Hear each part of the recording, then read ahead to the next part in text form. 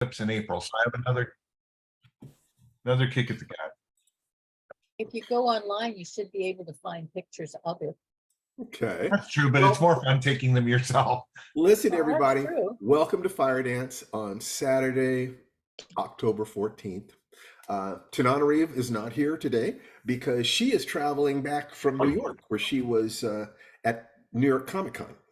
So being a star, so she'll be back in a couple hours. Thank goodness. But she only took off on Thursday morning for a 1-day thing, so I don't have to miss her for too long. But simultaneously, we have Nala, my daughter's dog, here, which makes me very happy because I definitely have puppy hunger, and I miss having a doggie in my life. Anyway, so welcome, and what we're doing here in Firedance is we're exploring kind of a three-dimensional dynamic sphere of action, and it's only visible in parts.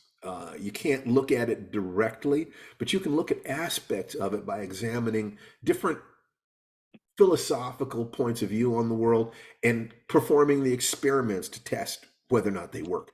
So everything that we talk about here is designed to be scientifically investigated, is designed for you to actually give it a shot in your life. And so the minimum investment is, 5 minutes a day. If you can experiment for 5 minutes a day for about 6 weeks, you'll know whether or not I'm telling the truth. So if you're willing to invest, what's that, 30, about a half hour a week for 6 weeks, about 3 hours total, you'll know whether or not I'm blowing smoke. And I don't know how to make it any fairer than that. I honestly don't. I don't ask for faith, except I ask you to have faith in yourself, that you can determine what is or is not true for yourself. And so the first thing I like to do always is have you unmute yourself and to greet everybody. Just say hi to everybody. Hey there. Hi, everybody. Hello. Cool. So Hello. So what I like to do first is to find out if there's anything that anybody would like to talk about, because we're based on several different things. The most important thing is that minimum investment of 5 minutes a day, the 5-minute miracle, where once every hour for 60 seconds, you stop and you breathe deep, slow, diaphragmatic breathing for 60 seconds. And you do this at least 5 times a day. Ideally, you do it, from the time you wake up until you go to bed at night, because what you're really aiming to do is to change the way you breathe. And the more often you practice that, the faster that will happen. But at that deep, slow, diaphragmatic breathing, stress makes us breathe up in our chests. If you can in life, they pay you for how much stress you can take without breaking. So the more stress you can take without breaking, the faster you grow. And so you don't ask for life not to give you stress. You ask for the strength and the balance to handle that stress healthfully. That's my position. If you're willing to spend at least 5 minutes doing that, you are in a position to evaluate what it is that I'm saying. Otherwise, not so much. The next step is the morning ritual and the magic formula. The morning ritual is movement that you do from 10 to 20 minutes a day. Could be walking, could be gardening, could be dancing. I like to use Tai Chi. And while you're doing that, you are chanting affirmations and visualizing mentors and flooding yourself with gratitude and clarifying your intentions and moving with confidence and courage that you can and should do this. So the morning ritual then incorporates the magic formula. The first step, is of course 5-minute miracle. Second step is the morning ritual using the magic formula. And the third step is the commitment to 1% change a week. Just 1% change per week. And the theory is, and this is one of those theories that I invite you to test, that for every hour that you spend on pure study of how to get more out of yourself, how to get more physical energy, how to get more emotional energy, how to manage your time better, you will increase by 1%. That's the theory. And it's a little bit rubbery because the 1% is going to have some elements of subjectivity. I understand that. I don't ask you to, use the specific standards that I use. I suggest that you use your own standards, and those will tell you whether or not this path is for you. So, given those three things, the morning ritual and 5-minute miracle and the 1% per week, if anyone has a project that they have been working on where they have had a success, where they've increased themselves by 1% in the last week, or you have an issue that you would like to workshop a little bit, this is probably the right time to do that. So raise your hands if there's anything that you would like to talk about, you'd like to share with us. And as I've often said, you can volunteer or you can be voluntold. But somebody is going to talk to me today. Bum, bum, bum, bum, bum, bum, bum. Oh, Doug. Have an idea. Yeah. And I just learned about something called behavioral activation. Are you familiar with that term? What is repeat it again, please? Behavioral activation? No, I haven't. What is it? Basically, it's setting yourself a goal. And typically in the morning, which meshes with my Tai Chi schedule and meshes with other things, you set yourself a goal that you're going to accomplish, say in the next 2 hours after you get up. And even if you don't want to do it, try it. Just make a commitment to yourself to get that, try it. And then more often than not, you'll find that that's the behavioral activation part. Then doing it is the follow through. And when you do, you find it ain't so bad, even though you didn't think you wanted to do it when you got out of bed and were groggy. Why does that conflict with your Tai Chi? No, I said it actually assists. Good. Yes, if I absolutely. said it if I said conflicts, I misspoke. No. Perhaps I misheard you. It's entirely possible that I misheard you. The first thing I do when I wake up in the morning, first of all, I don't get out of bed until my body starts moving on its own. I will stay in bed as long as my body wants to rest. I make sure that I get all the rest that I need.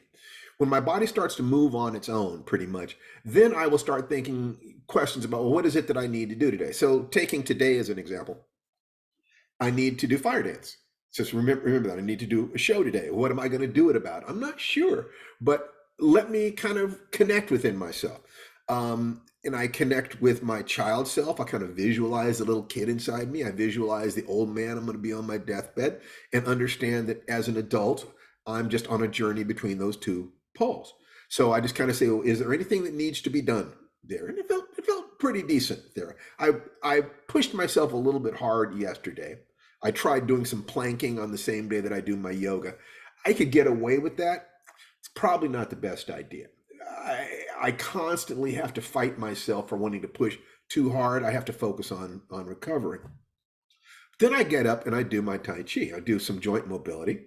When I do my Tai Chi, that's when I do the magic formula. So that would fit in the question of, what is it I want to accomplish? Now, I rarely will talk about the things I want to accomplish specifically during the Tai Chi, but I will visualize my mentors, who are the kinds of people who get it done. So by visualizing them, they're kind of talking to me. They're kind of saying, follow my path, Steve. This is the path that you want, that you've chosen.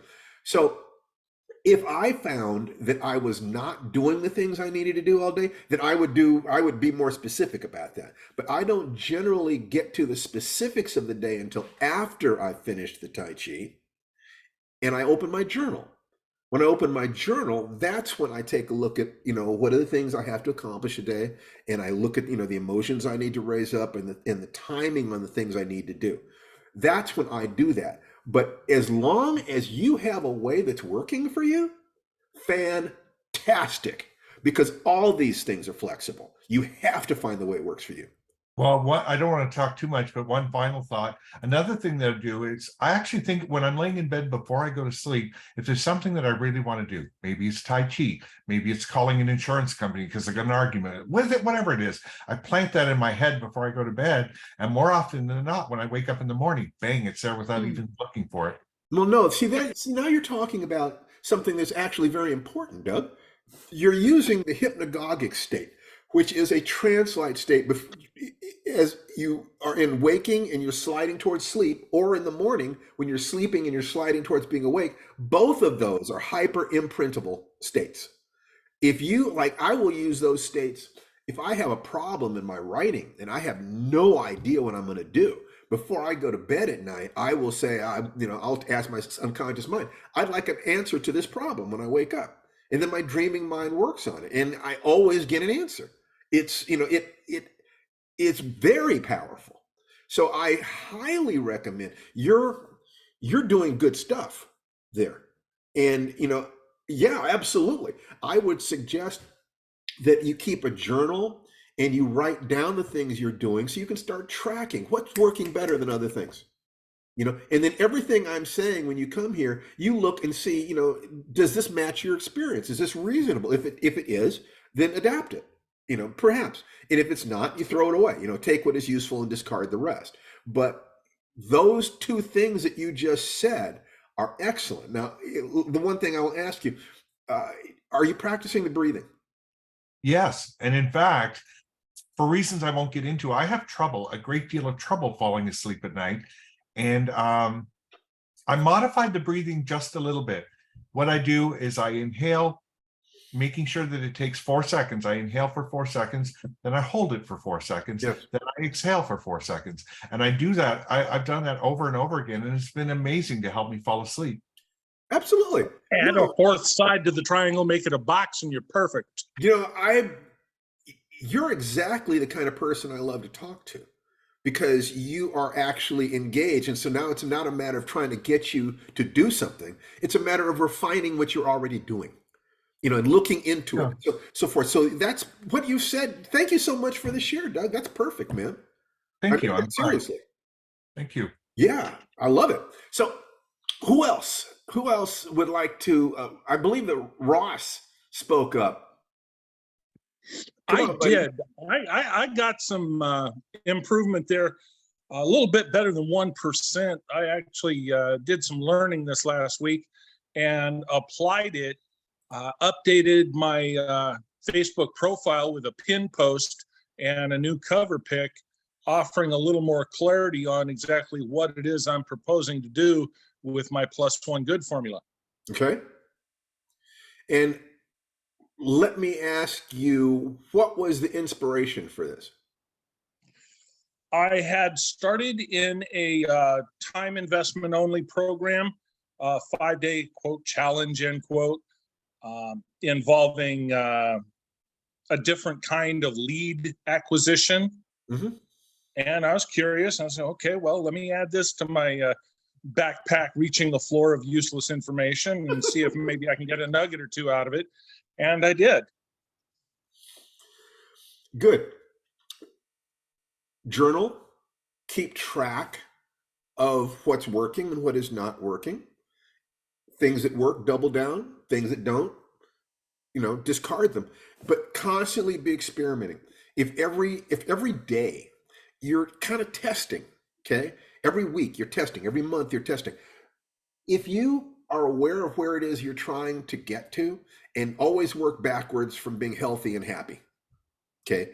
That's the primary thing that you want, is to be healthy and happy. Healthy, happy, and loved, safe and loved, in that. And then you have the things that you want in order to accomplish that. You want to increase your income, you want to increase your physicality, you want a partner, whatever it is that you want.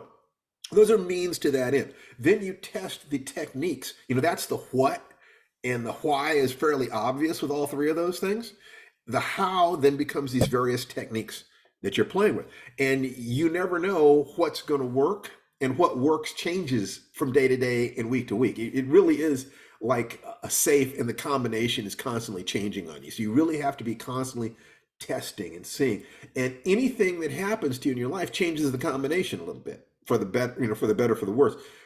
You will notice that some things seem to work more reliably, more frequently, and 80% of the time doing it this way seems to work. So you'll settle on those things, but other things will be a lot more fluid. You seem to be a data guy. You like to have to break it down into pieces and gears and numbers and so forth. So use that to your advantage. The other way of looking at it, and one way of looking at it is to describe every tree in the forest, and the other is to notice the space that the trees create. The shape of the space between the trees, kind of, sort of. It's just a way of looking at those two parts. So if you focus on the data, your unconscious mind gets to focus on the space between the trees. And that works just great. Going from data to the sort of space thing, the yang and the yin of it, is probably my preferred way of operating. You do it even more, but it can work as long as you breathe, as long as you center yourself. The part of your mind that needs the numbers and the stuff like this is totally your friend and totally an ally. But there is the other part that is just the infinite, the flow, the water between the rocks, the pauses between the words, the space between the notes. One way or the other, you need both of those things. So the individual pieces are valuable in order to help you get to the totality, and embracing the totality should have a positive effect on the individual pieces. So you can go from either end and it'll work. And good for you, Ross. Thanks, sir. You betcha. Anybody else before we kind of go into what I wanted to talk about today? Anybody have anything that you wanted to discuss? Any comments, questions, or requests about anything that we've been covering? I'll quickly give a quick plug to your book. I mentioned to you that I'm about halfway through it. Oh, the book Get Blanked, Yeah. at incelcure.com. Very, very interesting. And actually, to be honest, about half of what I've read could apply to a subject not related to that, not getting blanked. I think it has a lot to say about basically what kind of person you are and how you approach the world.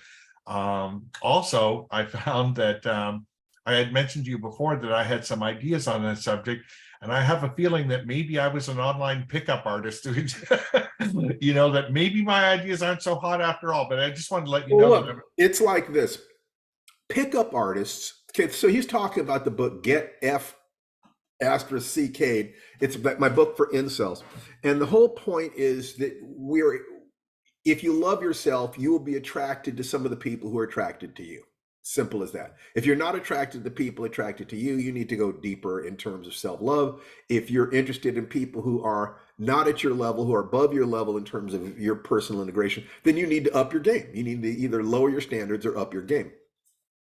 All of it is going to be about how to be a good, basic, decent, healthy human being. Because healthy human beings in healthy animals don't particularly have a hard time attracting partners. It's when you're not healthy or you don't love yourself that you can't attract what it is that you are attracted to.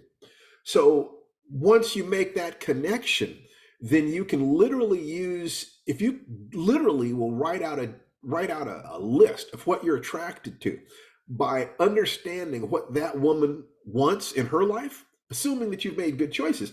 What you've just done is defined who you really wanted to be. Because who you really wanted to be is a kind of man who could attract a woman like that.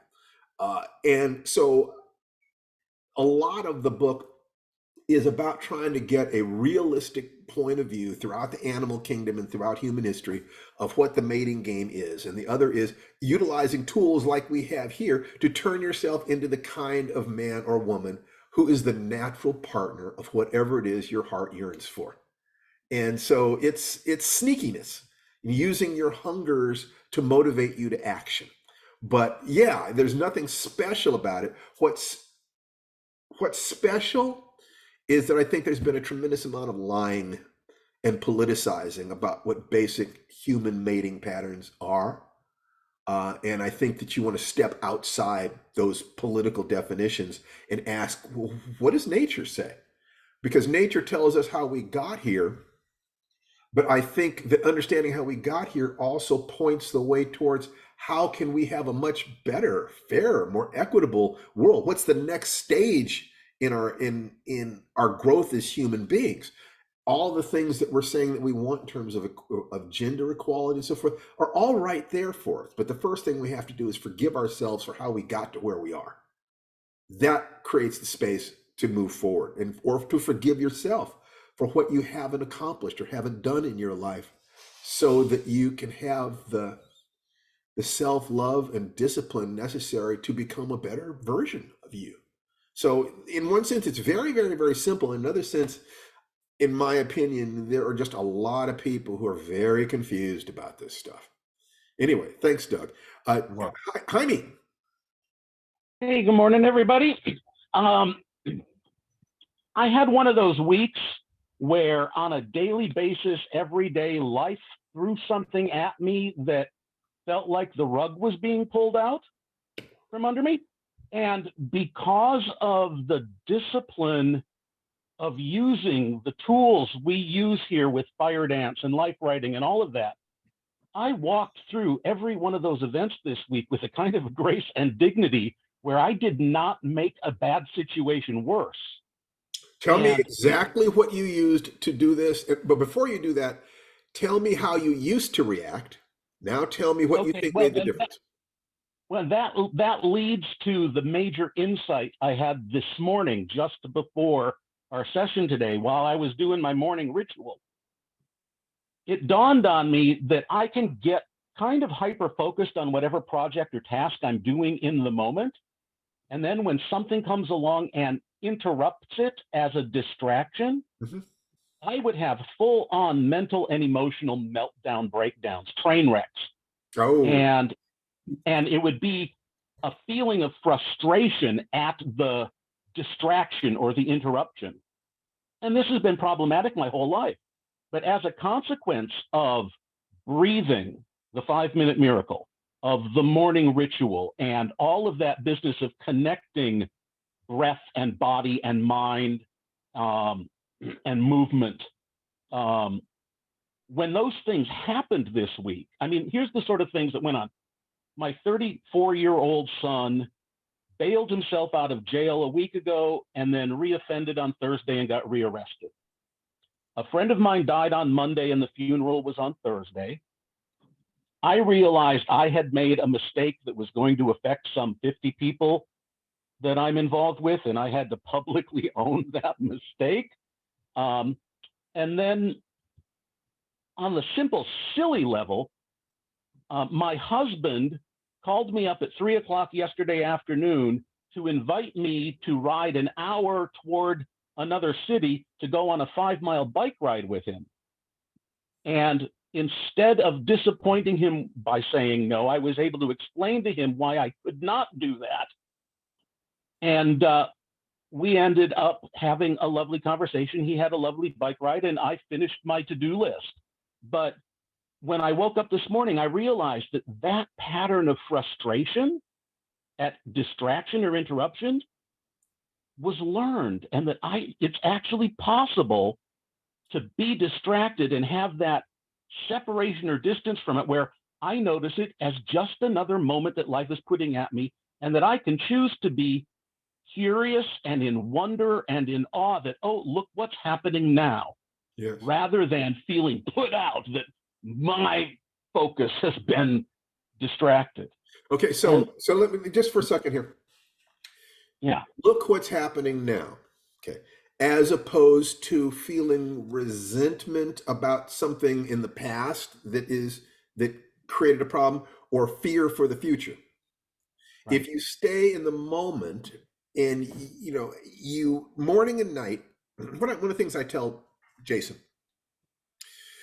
every morning, empty your brain of everything you have to accomplish that day. Write it down.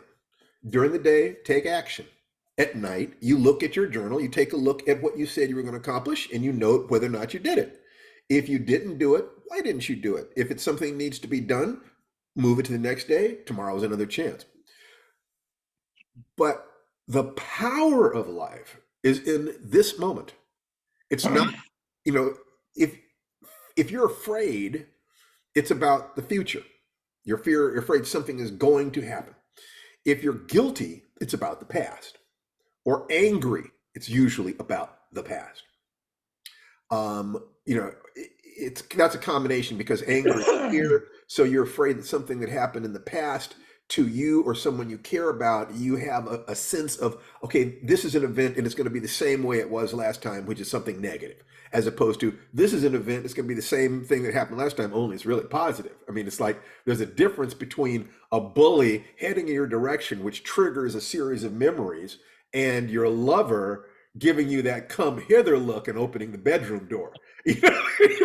Both of them involve memories, but both of them involve expectations. But if you're in that moment and it's the bully, you can be thinking, this is how I'm going to take him apart if he messes with me. Or if it's your lover, it's this is how I'm going to absolutely turn him inside out tonight. He has no idea what mood I'm in. He's going to be so happy he opened that door. You see what I'm saying? That in the moment, there is energy. What you do with that energy is a reflection of what you've carried with you from the past. But what you do with that energy is also how you shape your future. Right. So staying in the moment authentically, no matter what you're doing, that's your flow state, man. That's where all the good stuff happens. It seems like it's such a simple little tool that I was really not consciously using. For example, I have many Zoom meetings during the week, and they're all important to me. And inevitably, somebody out in the rest of my life tries to call me on my iPhone while I'm trying to Zoom on the iPhone. And the phone interrupts the flow of whatever meeting I'm in, and I would have that extreme emotional reaction to it instead of just let it go to message, and that I can actually click the let it go to message and just observe the emotional reaction and let it go without indulging it. And so then let me ask you a question. How long had this been going on that your iPhone was interrupting your meetings? How long had this been happening? God, it happens at least every other day, every week. So for how long? A year, a month, what? A year and a half. A year and a half? Yeah. So ask yourself a very important question. What stopped you from turning your iPhone off? You're much too smart for that. No, that's the device I use to do Zoom. You use the phone to do Zoom. So what you didn't realize was that you had a way to make it go directly to voicemail. Oh, is that possible? No, isn't that what you just said? Well, no. What happens is if I'm in a Zoom meeting like this and somebody tries to call me, I get a message that says, do I want to put the Zoom call on hold and answer? Or do I want, it's like the whole thing, and it won't let me hear the meeting or continue with the meeting unless I choose something. So let me ask you a question. If this has been causing you a lot of frustration, and frustration is not fun, is there something else you could have done? What solutions? Did you ever say, I want a solution to this? What is it that would enable me to solve this? Why do I want to solve it? Because it frustrates me. So what can I do to have a Zoom meeting without these interruptions? Did you ever sit down and brainstorm that particular problem? Not yet, but okay. So what's going on? Once again, you're much too smart for that. So it's clear that that your frustrations and fears and emotional reactions are stopping you from accessing your problem solving. So this start looking into this, because any change you want to make in your life is going to be a matter of finding problems and solving them. Mm-hmm. So you want access to that genius part of you. Okay, honey? Mm-hmm. Okay. There's an option on your iPhone where you can set your phone to do not disturb, and it will send all calls to voicemail. Then if you don't want all of them, if you want your husband to be able to interrupt, you can put him in as a favorite, and he'll be able to call in and interrupt you. But all other calls, messages, whatever, it won't beep you, it won't buzz you. That's and I great. Keep my phone on do not disturb because I have so many spam callers. Now, who is it that's speaking? It's Mary Lord Holt. Mary. Okay, cool, Mary. Thank you. But here's, Jaime, this is what I want you to think about. Take the elevated position. Don't think about this as a specific problem. Think about it as an indication that you want to have a formal process of problem solving. That when something is Right. frustrating you, define it clearly, write it down. Then preferably get together with some other people and brainstorm it. But if you don't do that, learn how to brainstorm it yourself. This is something so that next time, instead of it taking a year and a half, it takes a day and a half. Right. Well, and I think the reason I wanted to share it was that the pattern of being interrupted and experiencing frustration is something that the process of Firedance is already helping with. In Great. terms of, I'm understanding my consciousness does not have to experience frustration in those moments. That's exactly right.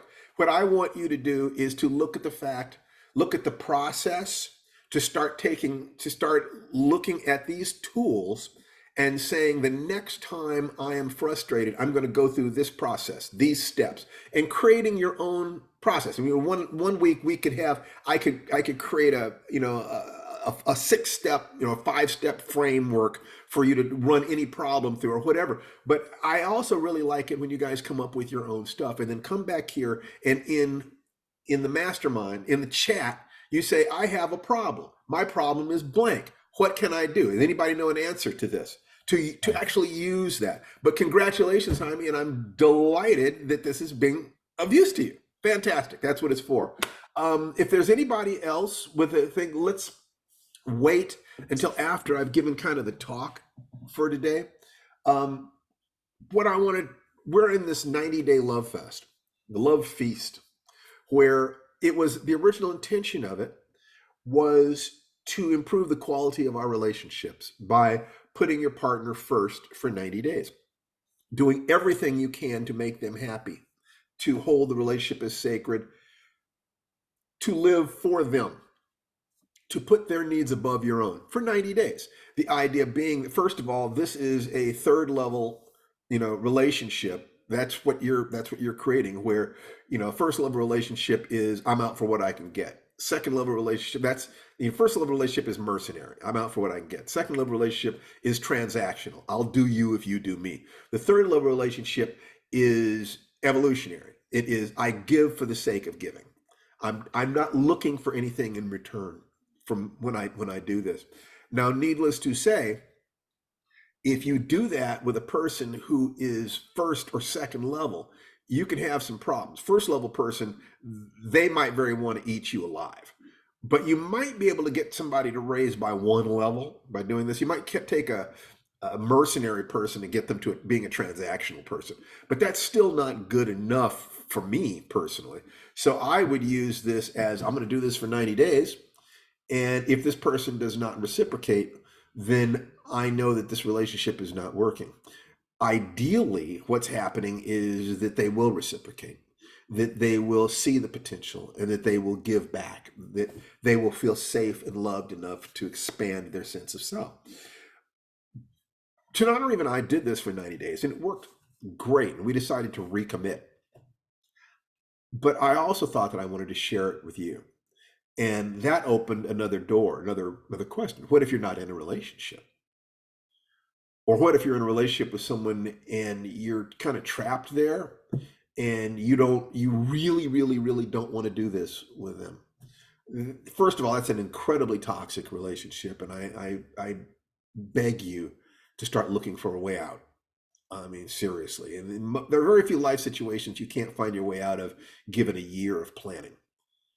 Very, very few, but nothing but empathy for that. But if you're not in a relationship, then that question of, and you might not even want a relationship, that sense of who am I and what can I do and how can I use this period until the end of the year? I would suggest that you make love to yourself, that you love that little child inside you. Because as I was saying, earlier, everything that you want is on the other side of various problems and situations that you have. As I said to Doug, that to that degree, then the quality of your life is going to be partially the quality of your capacity to solve problems. Your problem solving is your creativity. And that's the child part of you. So if you will protect your child, and it's like first feel safe, then feel loved, and then expand. If you're not feeling loved, in all likelihood, you don't feel safe either. If you're not feeling loving towards others, in all likelihood, you don't feel safe either. So creating a safe space for that child self inside you, and it's a visualization. One of the ways that you can tell whether or not you have a healthy relationship with your child self is, can you envision your child self? Can you see that little scamp? When you look at her, does she smile at you? When you look at him, and say, hi there, I love you, does he giggle and say, I love you too, daddy? I love you too, mommy?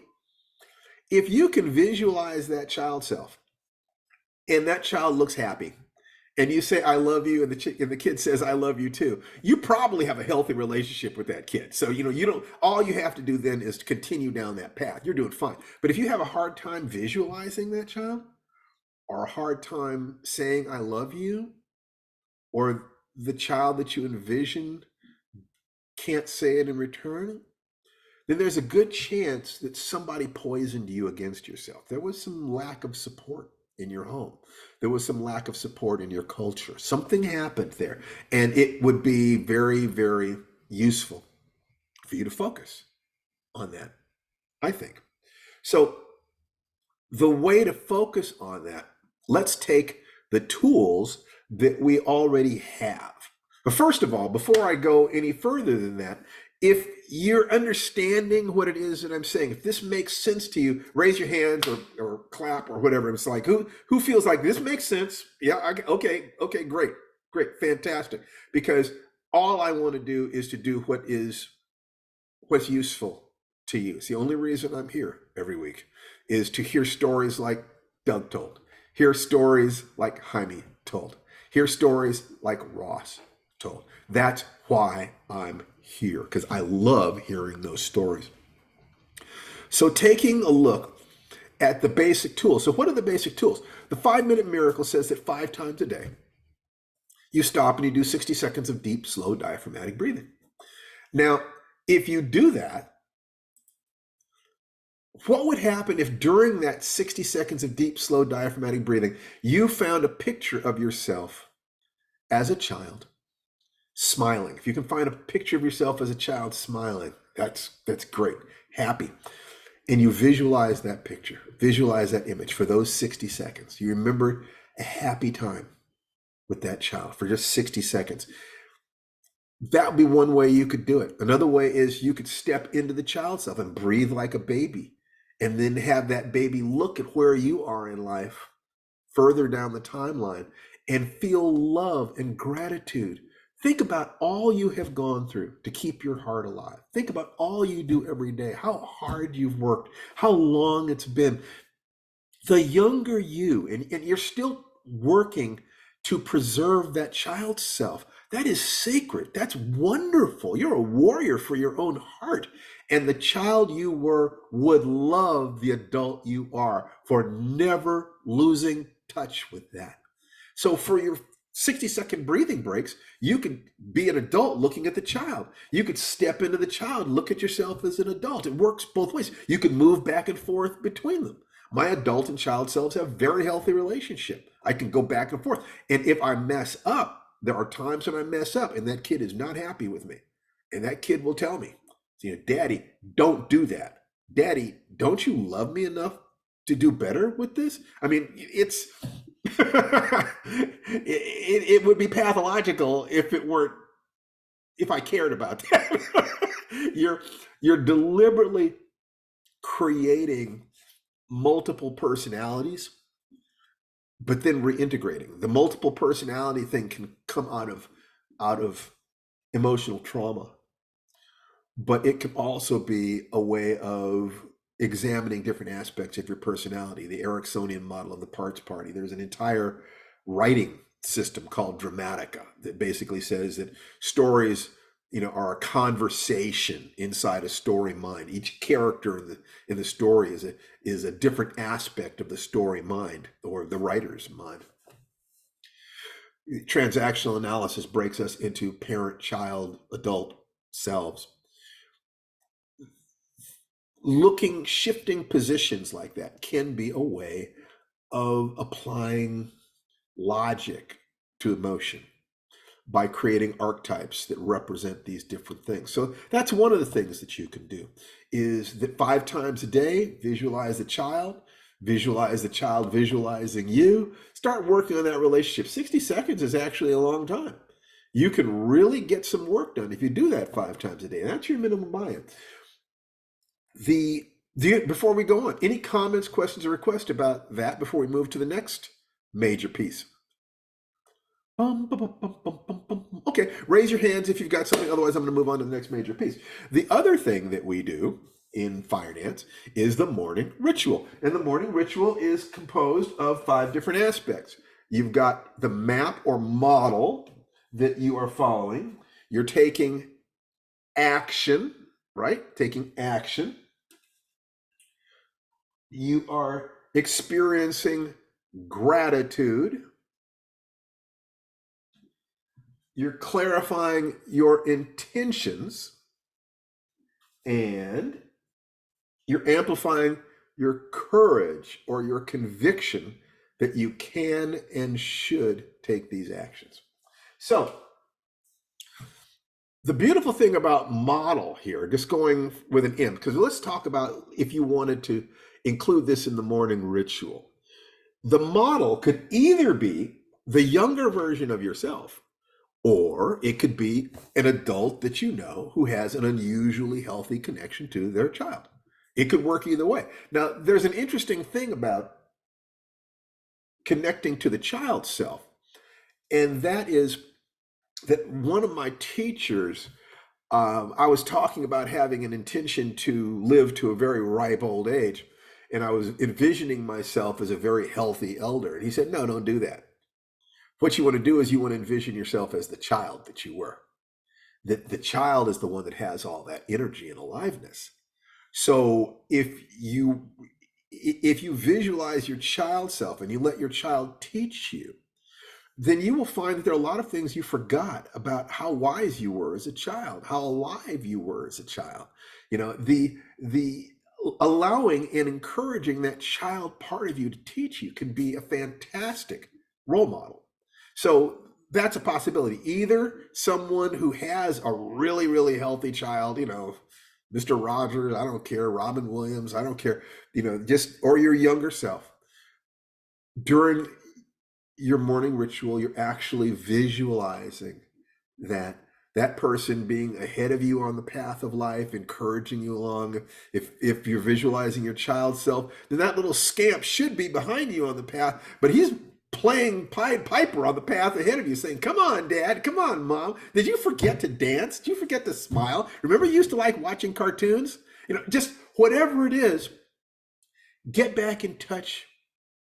Make a commitment that 1% per week, you want to have a deeper connection with that child self through the end of the year. That you know, by January the 1st, you want to have really, really done this. And starting with the model is a great thing to do. The next step, of course, is action. What actions can you take today to get in touch with that child self? What can you do that will either increase their safety, that's your work, or increase how much love they feel? And love for a child is going to be a lot similar to love for a pet, in the sense that dogs and cats, they don't care how much money you earn. They care how much you love them and hug them and feed them and play with them. What are you going to do today to get into deeper contact with the child that you were? Whatever that is, put it on your schedule. Make sure that you do it. Make sure that you're doing something every day to get in touch with that child that you were. Remember that you're aiming at that child has your aliveness, that child has your energy, that child has your creativity, your optimism, your open-heartedness, your capacity to make friends, to bond swiftly. Remember when when you were a kid and you'd go to the playground and you'd make a best friend in 5 minutes, what happened to our ability to open our hearts and let people in? Well, part of it is we found out that the world was a dangerous place. And it's not always safe to just open yourself to people, which is why it's critical to divide yourself between your child self and your adult self. The adult self, it's the adult's job to be protective, to analyze, to see what's going on, to create a safe space. It's the child's job to play. So you don't let anybody into your child play place that is not past your adult standards. And you make sure that that adult is protective and loving. Every day, if you take an action to either become safer or happier, safer or more loved, what can you do? And quite frankly, I would do both. I would do something every day that's working towards creating greater safety in my life, which generally is money, security, and also for having fun. Now, I've got big fun planned for me. I'm planning to go to Manila at the end of February, and I've been working very hard on that.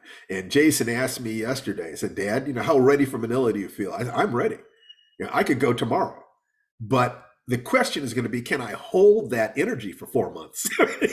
So once you're there, some of the motivation can drop away. So, you have to be very careful about that. So my idea now is I want to be better than that. So I'm going to work on, I've got the physical stuff together. What I need now is to increase my skill level, skill and speed, balance and stuff like that. But all of that is play, because I get to go to Manila and satisfy a childhood dream. When I was 7, 8 years old and I watched Mr. Moto movies, and I would draw images of a little stick figure wearing a YMCA cap who could beat up 3 bullies. This was a dream of mine, to feel safe in the world, because my father wasn't there. So it wasn't just a matter of wanting to feel like a man. It was a matter of wanting to feel like I could speak my truth. I could dance my dance. I could live in the world without being hurt by bullies, by being hurt by society. So safety was intimately connected with joy. So every day I'm going to take some actions there. The third thing is gratitude. What can you feel grateful for today that has to do with loving your child or increasing your child's safety? What can you feel grateful for? I could feel grateful for the fact that I never gave up my dreams. There's no dreams that I had as a child that I ever really gave up, whether that's writing or martial arts or having a family to love. The little boy inside me is very grateful to the man that I am, that I never stopped trying. I didn't have to succeed, but I had to keep trying. And because I kept trying, I eventually succeeded. But the little kid inside me was happy just to know that every single day I was doing my best to bring his dreams to life. And Harlan Ellison made the comment that success is to bring into existence, in adult terms, your childhood dreams. That's what I've been doing. What did my kid want? He wanted a healthy family. He wanted to feel strong and safe. He wanted to be able to share his dreams with the world. Find some way to do that, your actions. And to the degree that you've been able to do that, feel grateful. You have any idea how few people spend an hour a week just trying to look at who they are and what they're doing? I can't even begin to tell you how proud of yourselves you should be. How grateful the little child inside you would be to know that mommy or daddy has never given up on them. You think about that. How do you feel about somebody who never gave up on you, who was there for you every day, who actually kept their word? You need to be grateful to yourself. You need to give yourself credit for that. You need to thank yourself. You need to love yourself. You need to wash yourself in a sense that you never gave up. You always kept trying. Always, always, always. That is precious. I'm so proud of you. I see Tanana Reeve Dew is here. She's probably in the car coming back from the airport. I wonder if she's going to be able to join us. If she can hear me, she is welcome to jump in at any time. She is one of the things that I'm grateful for. And my child self is grateful to me for finding a playmate like Tanana Reeve and someone who can mother me. Because if you're going to be a peak performer, you have to break yourself. The only way you know how far you can go is by going too far. That means that some of the time you're going to strike out. You're going to fall on your face.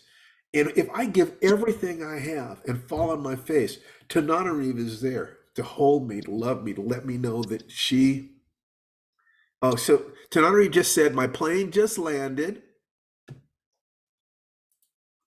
but just wanted to pop into chat to say hello. Well, hello to you, sweetheart. Oh, it's so great. Yeah, I'm so glad that she's going to be home. We're gonna go to the comedy club tonight and see Wanda Sykes. So that's right. So that's the gratitude thing. So far, do you understand the map and action and gratitude, how that fits in with the idea of getting 1% more connected to our child every week? Raise your hand if you can understand these first 3 points. Great, fantastic, wonderful, wonderful, wonderful. I cannot overestimate how important this is, or else I would not be spending the next 2.5 months on this single thing, the child inside you feeling safe and loved, because you do that and you get your problem solving and your energy, and problem solving and energy will move all your dreams forward. So the next one is intention.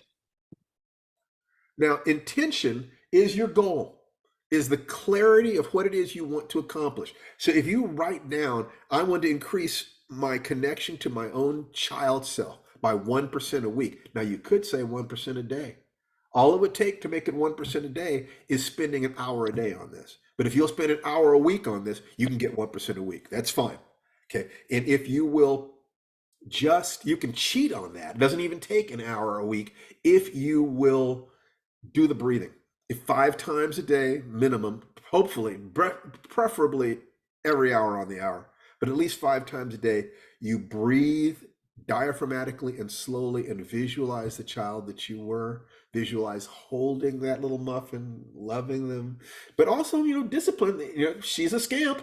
She will get away with murder if she can. She's not going to do her homework. She wants to watch cartoons. She wants to eat ice cream for breakfast. So remember that your child does not need you to be a buddy. Your child needs you to be an adult, needs you to be a parent. Children in homes where the adults don't step up are terrified because they know they cannot actually survive in the world. If their parents can't control them, how are their parents going to keep them safe? It's as simple as that. So control is a form of love, but it has to be balanced. I would say that at least, I try to give Jason 5 times as much love as I ever do discipline or criticism, at least 5 times, and on days when I'm being a really good dad, 7 times, 8 times, 10 times, just tell him all the time. Children and the child within you need love like roses need rain. You understand me? You can never give yourself or your child too much love. You cannot. But do remember that one aspect of love is discipline. That's going to be true for yourself as well for somebody else. Because what is it a child needs? Safety and love. Safety is going to come from exerting discipline in the adult world. So you can produce products and services that you can exchange for money. Money, nothing works like money in the arenas in which money works. It just, people can't come over and cut your lawn if you did something nice for them, but they can give you money and then you can use that money to hire somebody to cut your lawn. Your intentions need to be clear, and there should be a goal in terms of your physical health and energy, a goal in terms of your emotional health and balance, your connection to fear and love, and mentally, your hunting and gathering, your education, your business. Those are the components that make an awake, aware adult human being. Physical health, you take responsibility for your physical health. your emotional health, your hunting and gathering. That when you move from fear, belly brain, to love, heart center, you begin to expand, head center, so that your definition of self begins to include the whole world. Now you're starting to look around and see, where can I contribute? What can I do? Because it's not, with the question, how shall we treat others? The spiritual perspective is there are no others. There's just us. And the way we treat other people is how we treat ourselves on a deep level. When you see people who are mean and nasty to other people, I guarantee you they are not loving and gentle with themselves.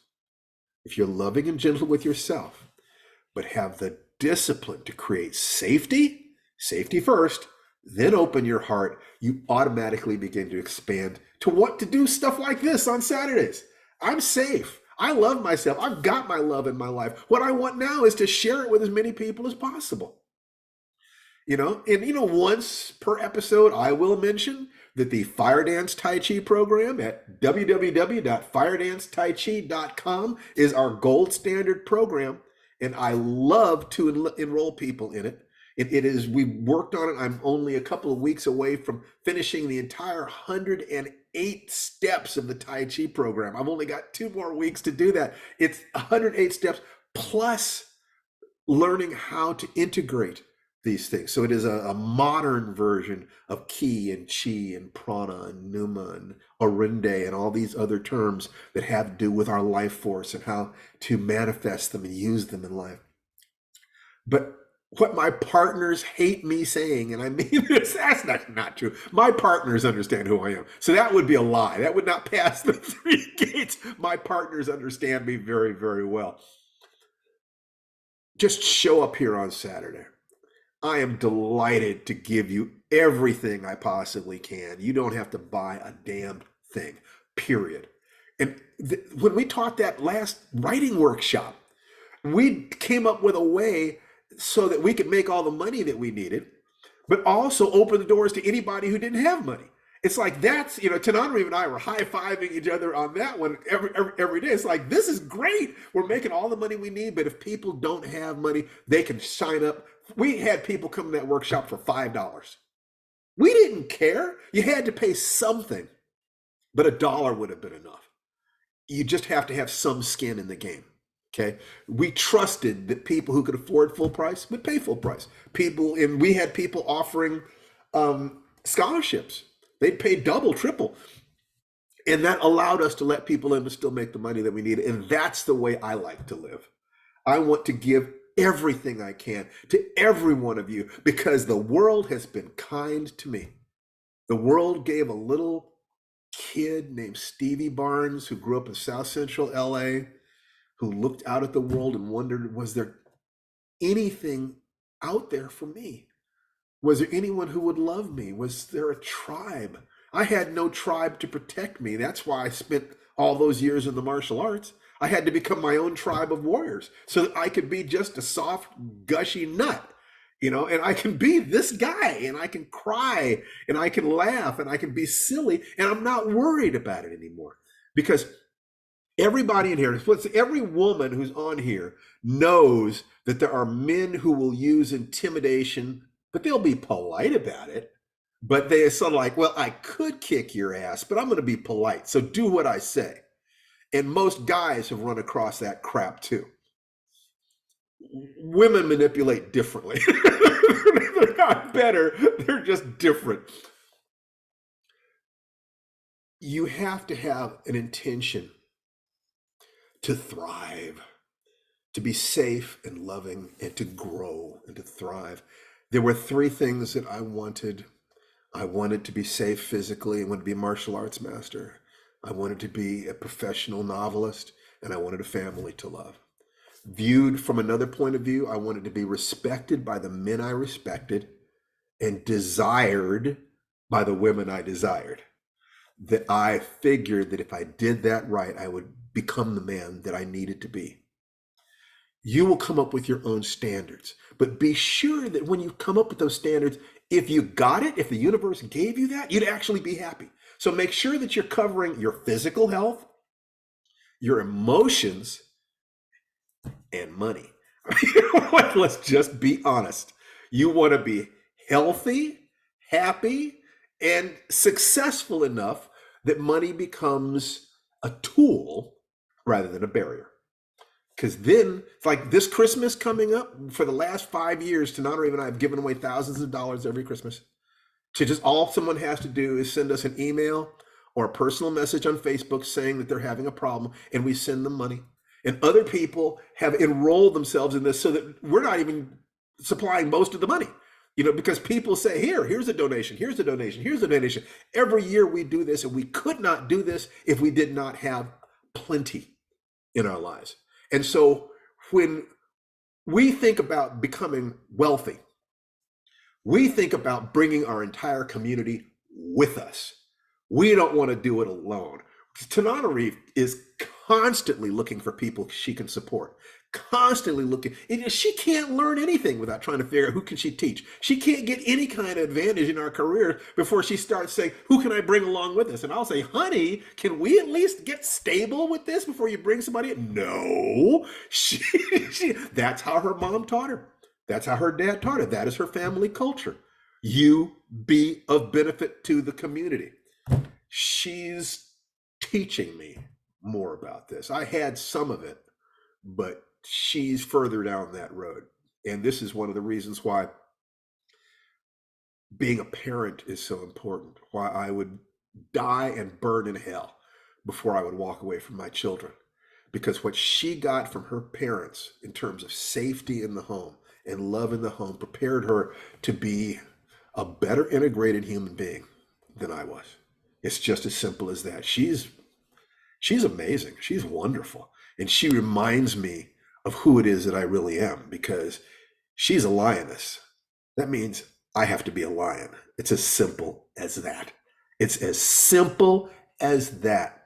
My intention there, in one sense, is to be respected by my teachers, Steve Muhammad and Larry Niven and Harlan Ellison and Octavia Butler, and to be desired by a woman who respects herself and is powerful and has agency and creativity and passion and humor. In other words, to be a worthy partner for Tananarive.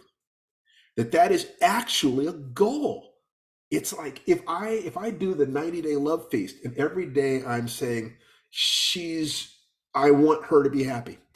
I want her to be fulfilled. Who do I have to be to walk at her side, to protect her, to hold down the house while she's off being a star? How much do I have to deal with my own insecurities so that her magnificence does not intimidate me?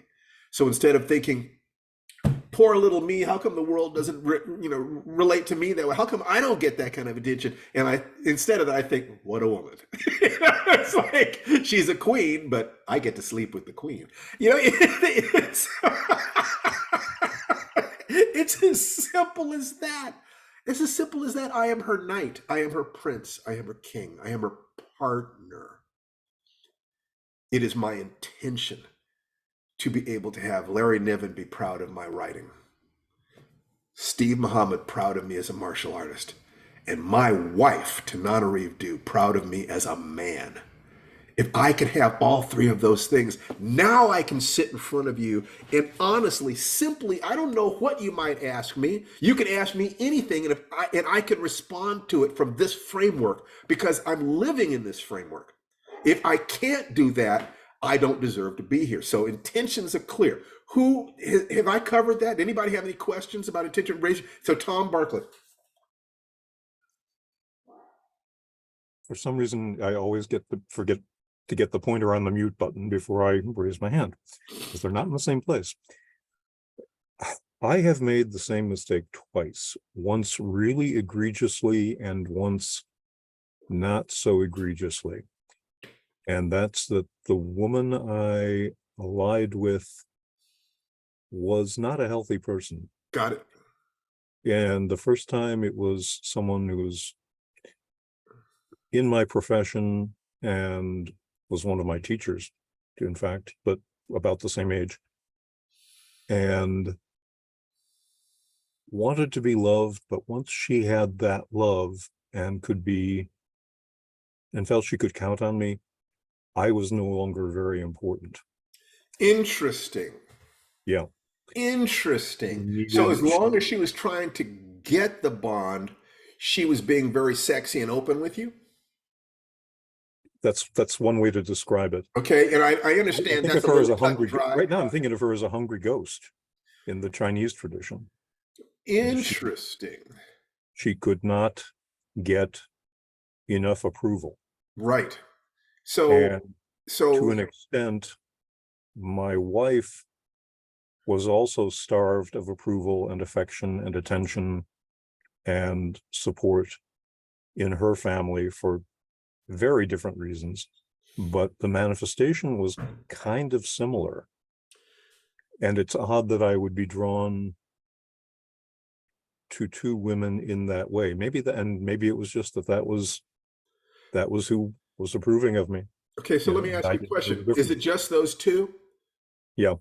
Okay, because once is happenstance, twice is coincidence, the third time it's enemy action. So we Right. can't say it's a pattern until we get the third time. But if I were you, I would ask the question, could this be a pattern? If it's a pattern, what is the dysfunctional part of me that is looking for women like that? What would I have to heal in myself to find a woman who has all of those values plus is healed? Well, and I've been getting a lot of that here right now. Good. That's Good. what led me to realize and see the similarities. Strange Yeah, thing. you don't wait for the third time. No. You know, it's just because you don't want to go through that pain again.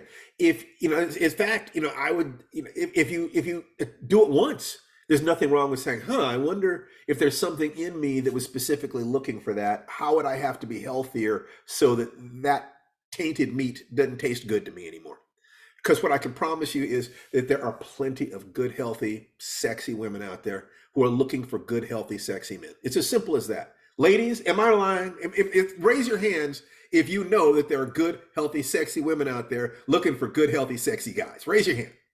Yeah, absolutely. Absolutely. So this is natural.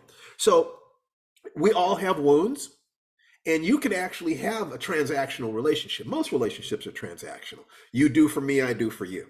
You cover my wounds, I'll cover your wounds. There's nothing wrong with that. That's not a sin. That's standard. What we want is the level above that. And you get the level above that by healing yourself so that you can attract and hold the love of a good woman. And it doesn't mean that you can't have a lot of fun while you're looking for that good woman, while you're healing yourself. There's nothing wrong with a test drive, before you buy that lifetime vehicle. I had a lot of fun in my dating life. I always tried to care.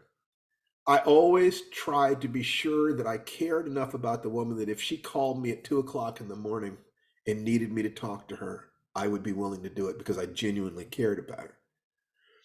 But of course, what we're all looking for is that lifetime partner, that person who can walk at our side as we walk our particular path in life.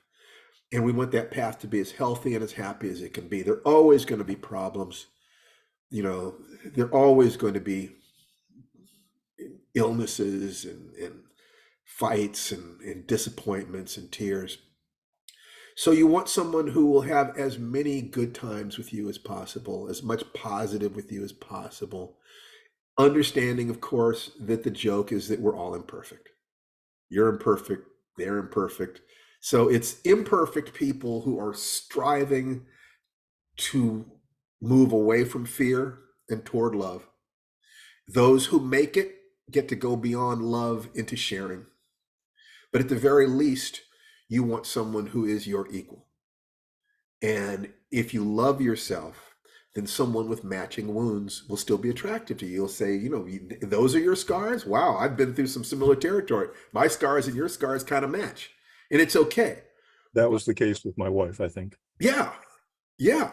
So the person who is so beat up, so wounded, that they can't even relate to you honestly, you run into their mask.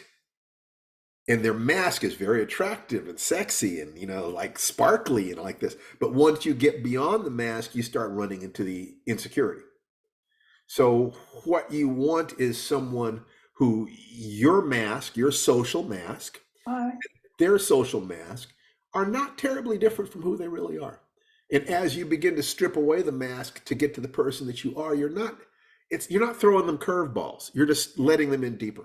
Tananarive let me in pretty deep. We let each other in pretty deep, pretty quick, because we realized what the potential was in this relationship. So we wanted to have the maximum amount of time to deal with any problems. So she kind of said, these are my issues. And I said, these are my issues. Let's look at this stuff.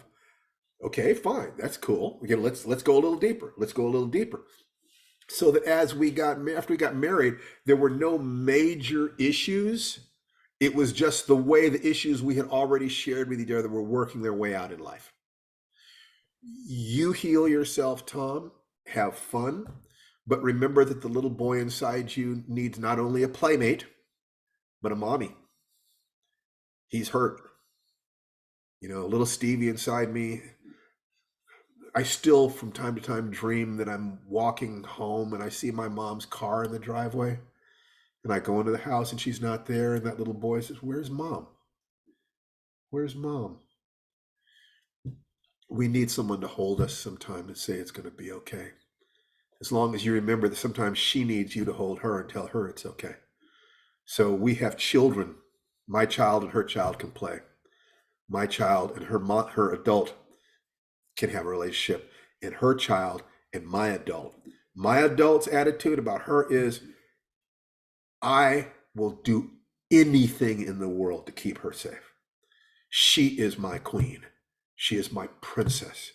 It is my honor to protect her, just as it is my honor to play with her. And she plays delightfully. She is absolutely delightful. Those of you who see her in public and think she's all sparkling and she's so much fun, that's just the way she is. She ain't faking it. That's who she is.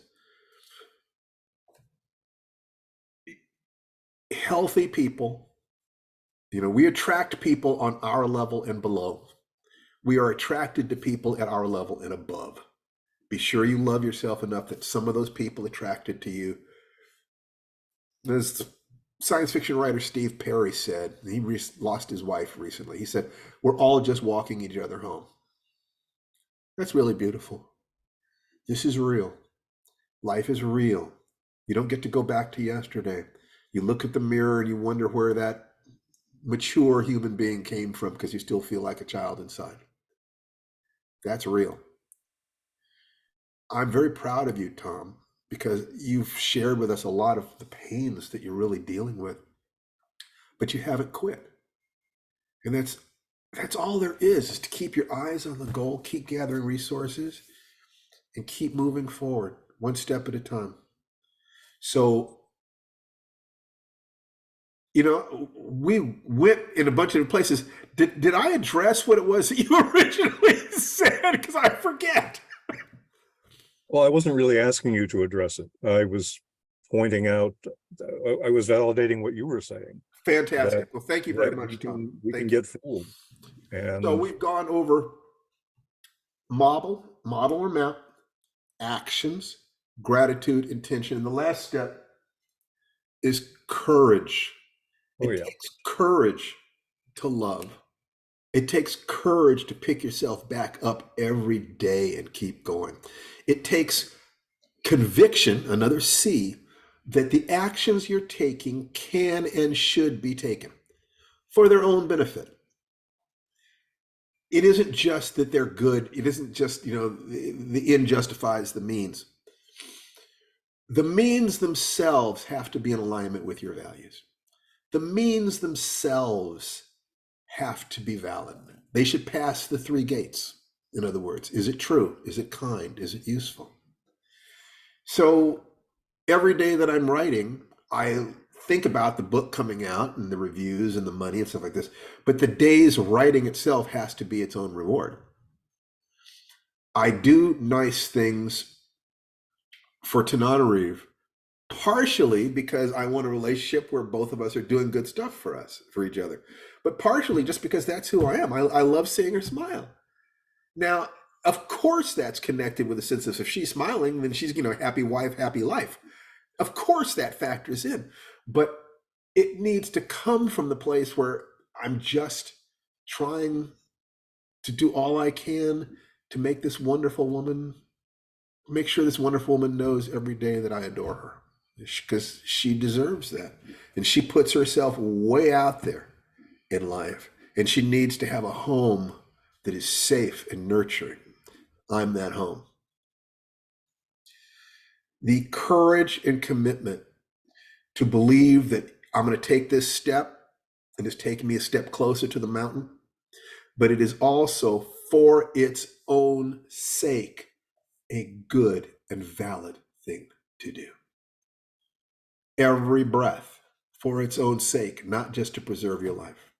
Every step for its own sake, not just to reach a goal. Every day for its own sake, not just to achieve something. Every smile, every touch, every word, both to reach some goal or accomplish something or express something, and because it is right action. It is right to do, period, for its own sake. So if you're doing your morning ritual and you're visualizing your child, or you're visualizing someone with a healthy child, you're making sure that every day you're taking actions that are in alignment with your goal of increasing 1% per week in connection with your inner child, making that child either safer or happier. You're feeling gratitude, just like, wow, another day of life, another day that I get to explore and learn and share. Be grateful for that for its own sake, because if you found out you were dying tomorrow, you would give everything you had for one more day of life. You would give all your possessions for one more day of life, one more hour of life in all likelihood. That gift then is worth everything you have and more. Feel gratitude for it. In terms of your intentions, have a clear view of where you want to go and who you are, so as to be constantly getting into deeper touch with yourself on the deepest, purest level possible. And courage and conviction to believe. When you're doing your morning ritual, you move and breathe and speak and hold your face and your posture as if you had the courage to believe that this is what you can and should do, what you must do, not just what you should do, but what you must do, and you will not stop. In the same way that if your child was in trouble, you would run into a burning house to save that child. If your life was on fire, you're running into that burning house of your life to save your heart. When you have the same kind of commitment for your heart that you would have for your child, that is when you are in alignment with yourself. Anything less than that is the world taught you you were not worthy. Screw the world. Love yourself. Love that little girl. Love that little boy in your heart. Until when you say, I love you, they look at you, smile and giggle and say, I love you too, silly. That's when you know you got it. We have 11 minutes. Comments, questions, requests about anything that we've either handled here or that we've covered in the past. DeBorgia. You know what? There must be some sort of psychic link that we had going on just then. Because as I was clicking on the video, I said, "Watch Stephen call my name." No, nothing. I love you too. You know, I have gotten so much out of everyone's sharing, everyone's talking today, and it's just incredible. Aren't they incredible? Aren't you guys all incredible? It's just amazing to me, and I'm just and for me it's kind of overwhelming. I get moved quite often when I'm on here, because it's like all of these total strangers to me who have all of a sudden become not total strangers. And that I see how much our souls are intertwined and how they merge and how they speak to one another, even when we're not talking. It's just amazing. Are you Oh, seeing, are you starting to sense that everybody is coming from the same place? absolutely. Yeah. Yeah. Now take that out into the world and you will start noticing, oh my God, everybody's being driven by fear and love. Everybody. I don't care the most venal politician and evil person you can think of. They don't feel safe and they don't feel loved, and that's why they are destructive, nasty people. I want to share this one little thing with you. Please do. Yesterday, I was in the grocery store. I get steps in sometimes when it rains here by going to the grocery store. And I stopped and had a chat with this little kid, a little 4-year-old little boy with his mom and dad. And I chatted with him for quite a while. And then when we were finished, I thanked him. I said, well, thank you very much for talking to me, because I don't have anyone that I talk to regularly at home. And I really have enjoyed talking with you. He looked me dead in my face and said, just doing my job. I said, Stephen, where are you, Steve? Yeah. What would it feel like in life if we all felt it was our job to make connection, loving connection with the people around us? What would happen to the world if in 1 year, if we all considered that to be our job? This is my dharma. This is my role in life. This is why I was brought here. It's my job to do what it is that I'm doing with you guys. I love this. Who else? Jacqueline.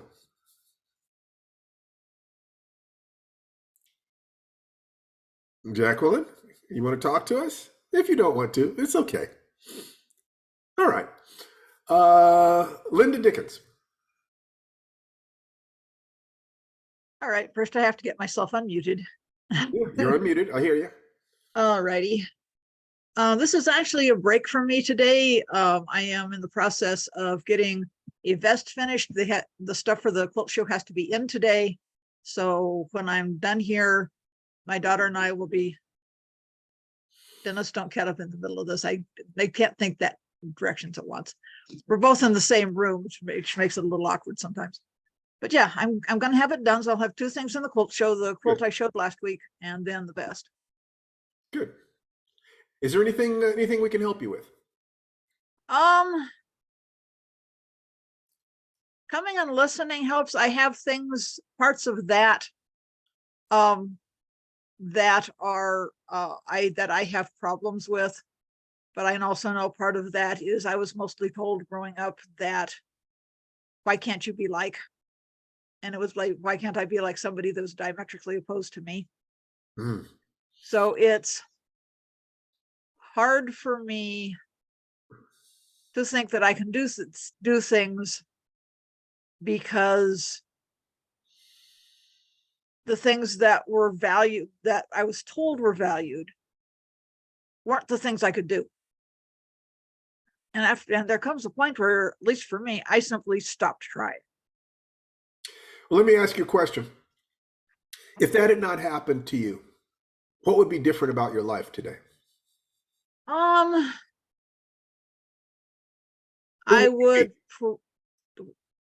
would probably have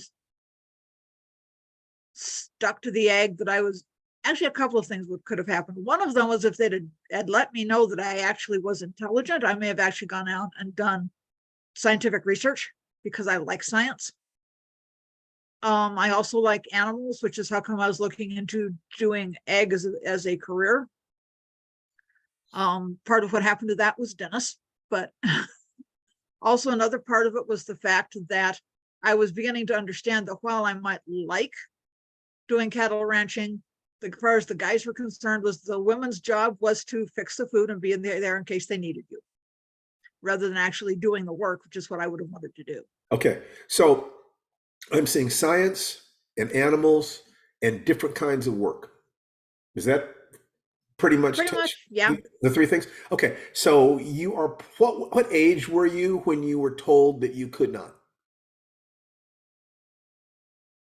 I can't remember when I wasn't being told, why can't you be like? Okay. So what you have described there is a path that would give the child inside you a great deal of satisfaction.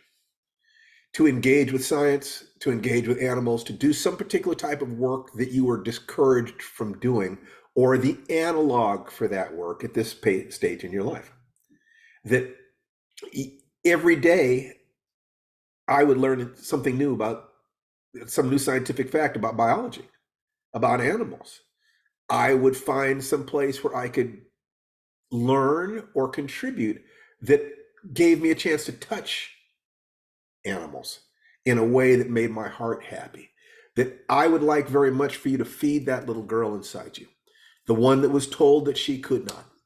If you will do that, she will give you joy and energy and creativity. If you make it your job to protect that little girl, and if you will make a deal with Dennis, Dennis, are you listening? Nod your head if you're listening. You guys make a deal with each other that every day you will ask, what have you done today for your little girl?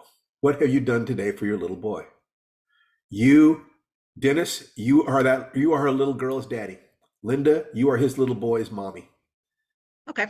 Take care of each other, love each other, and encourage each other to play. This is your time in life. Whoever it was that told you you could not, their time is done. Their time is done. You own the rest of your life. True. You own it. So you create the safety within which your child can feel joy. Only you know exactly what that will be, but that's the assignment that I'm offering you. Will you take that assignment? Yes, I will. 1% greater joy and connection to that little girl every week. Let's see. Okay. Let's see. What have What are you you done? looking at? Yes, that's right. That's right, Dennis. Do that and report. You're here every week. You're always here supporting other people. Let us support you. Okay? All right. That's kind of a different side for me, but yeah. Yeah. I enjoy being here. I enjoy learning things. I enjoy hearing people saying stuff. But you enjoy learning. I'm not a writer, but I enjoy creativity, and I love You're my not, children. you enjoy learning. So I would suggest to you that you examine a particular belief. You only know something if you're doing it.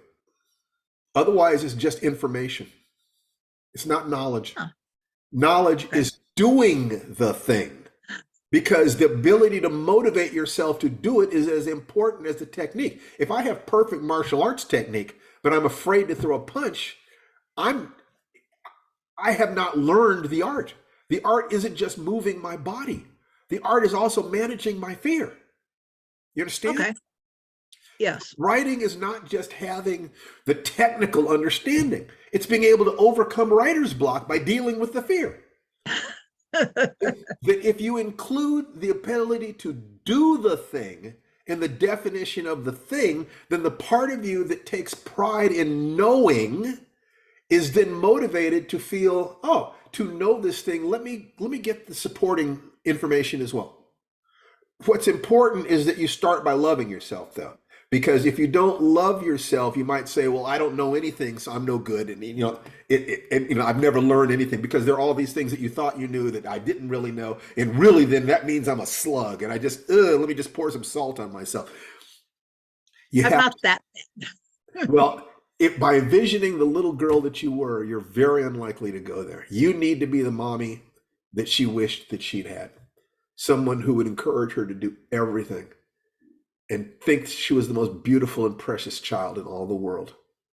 If you will start with a commitment to bring that into your life will change by the end of this year. I'll work on it then. Linda, will you support Dennis? Dennis, you support Linda? Yes. I now pronounce you Mommy and daddy of 2 beautiful children. Now all we need is the bear. The what? The bear. We had a bear at our wedding. Oh, fantastic. We Okay. got married in Sequoia National Park. Okay. So you Is had Yeah. anybody cut for a you had the bear? bare necessities. Somebody who resembles one. Wandered past while we were setting up. And Gotcha. yes, we have pictures, but nobody was stupid enough to try to get close to the bear. But yes, we had a Good. bear at our wedding. Folks, we are out of time. I will see you next week. What I want you to focus on is that 1% improvement in the connection between adult and child. Safety and joy. Do that. Bring whatever you have. Invite your friends to come here. Totally free. We're here for you. Unmute yourselves. Everybody say goodbye. Bye, everybody. See you next week. Bye. Bye. That's right. Bye. Love you guys. Goodbye Take now. care. Love you all. Love you And, all. and you know, the divinity within me salutes and acknowledges the divinity within each and every one of you. Namaste. Take care, folks. Namaste. Bye-bye.